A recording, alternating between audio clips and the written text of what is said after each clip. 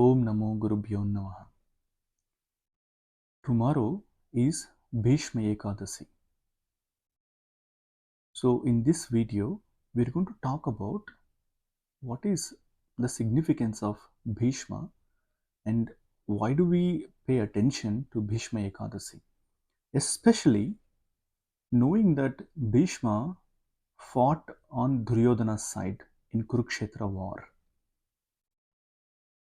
Let's take a moment and let's look at who is Bhishma and what made him worth worshipping, worth learning from his values. In Mahabharata, Bhishma's original name is Devavrata. That's the name that was given by his mother Ganga Devi and his father Shantanu. From the name of Devavrat, he got a different name called Bhishma. What it means? Bhishma is somebody who has a strong commitment, somebody who made a strong promise. The name that he got, Bhishma, when he made a promise, when he took an oath, that oath was so powerful that his original name called Devavrata has been changed to Bhishma, or rather he was known as Bhishma. How did he get this name?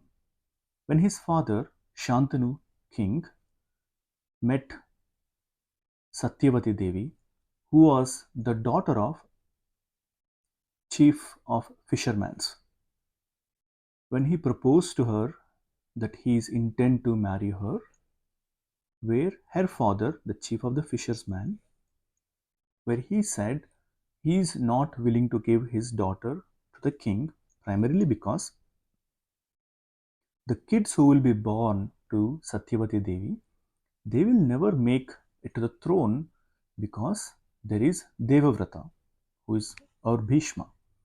Especially when Devavrata was such a strong warrior, great character, such a honorable guy already by that time. There is no way that anybody who will be born to Satyavati Devis will stand a chance. And they ask King Shantanu to make a commitment that he will make the kids of Satyavati Devis as the next successor, where Shantanu doesn't agree, knowing that what Bhishma is, how great he is, and he doesn't want to take away that kind of thing for his kingdom and for his people. Ultimately, the people needs a great king. After he walks away, Bhishma or Devavrata at that point of time came to know about this whole story, and he goes back to the chief of fishermen and he asks them, saying, what can I do so that you will give your daughter to my dad so that he can marry her, so that he can be happy? And then after hearing their demands, he makes such a strong commitment. That commitment is, I will never marry, I will never have kids, and I will always show my loyalty to the throne or to the kingdom of Kuru. And he convinces them to let their daughter marry his father. And the way he makes the promise was so strong that he calls all the demigods and all the nature to witness his promise.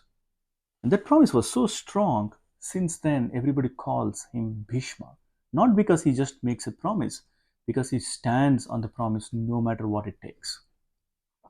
After hearing this, his father was very happy and he gives him a boon that he can choose the time of his death whenever he wants.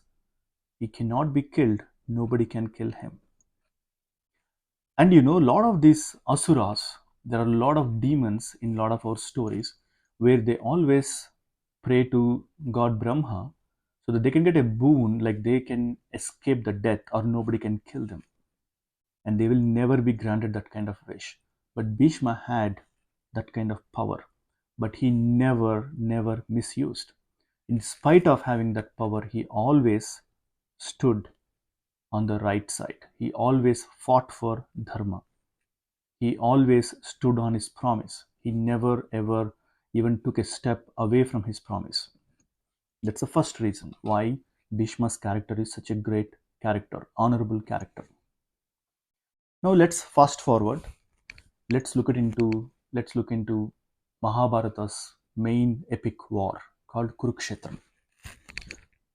After Kurukshetra started, we all know that there was Pandavas, there were Kauravas, and because Bhishma supposed to protect the throne, and at that time the king was Dhritarashtra, he has to follow what king says. So he fights on Duryodhana's side, even though there was adharma on this side, but because he made a commitment that he always fights for the king, whoever sits on the throne. So the war started, 8 days completed, and ninth day also continuing. In the first 8 days, and including the ninth day, Pandavas were not able to kill any of the major king or major person on Kaurava's side. Bhishma was protecting every single person, every major king on Kaurava's side. Pandavas didn't know what to do. And Bhishma caused so much damage on this side of the war, and he was actually attacking Arjuna so much that Krishna got up from the chariot, because we all know that he was a Parthasarathi. That means Arjuna was in the chariot and he was the one who was driving the chariot. He got up and took the wheel, the cart wheel, and he went all the way to actually kill Bhishma and to make sure Dharma wins. Even at the cost of forgetting his own promise, what he made at the time of Arjuna and Duryodhana were requesting him and all his soldiers to fight in the Kurukshetra war, where Krishna said, "Whoever chooses me, I will be on that side, but I will never take a weapon, I will never fight with my weapon." But he was willing to let go of his promise just because there might be a possibility that Adharma will win if Bhishma can kill Arjuna. And he's not going to sit there for the sake of his promise. When he takes that particular chariot wheel and go towards Bhishma, Arjuna holds Krishna's feet and asks him, saying, "Krishna, if you decide to start killing, who can stand against you?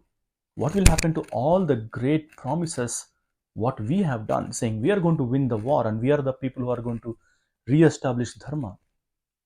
And Bhishma will come down and say, "Krishna, please kill me. I am more than happy to die in your hands." Remember, he can get to choose when he wants to die. And Krishna calms himself down and he understands why he did. He did purely because Dharma should always win no matter what. He was willing to let go of his own promise. And then everybody goes back to their own places. And Bhishma, if you go back into Mahabharata, Sanskrit Mahabharata, what Vedavyas had written, he passes by Dharmaraj and he says, "Fine, I get it. You get Shikhandi and you put in front of me, and I will let go of my bow and arrow and my other weapons. Then ask Arjuna to kill me." He tells them, where Dharmaraja goes back and tells Krishna, saying, "This is what he told me, what should I do?" Krishna says, "Great. He himself told you because he wants Dharma to win."